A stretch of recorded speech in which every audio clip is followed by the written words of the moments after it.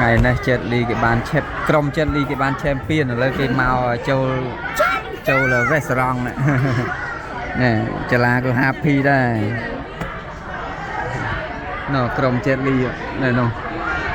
cái bàn trong cái bàn champion người nắng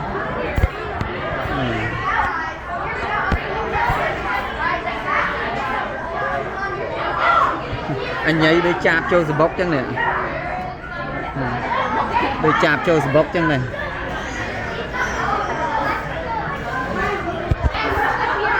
bàn champion thì này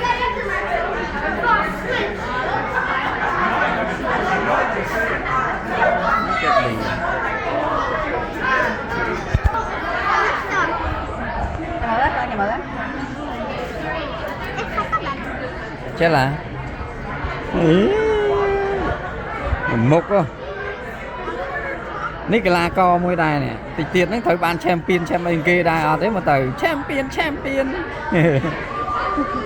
ở chạc màu này ô này champion nhưng màu à champion nhưng màu à champion như sợ sai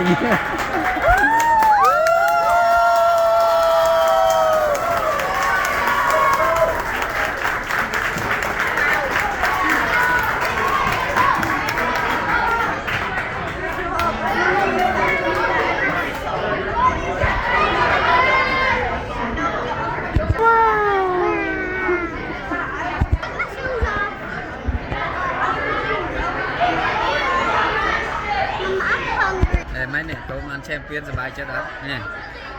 nè nè sai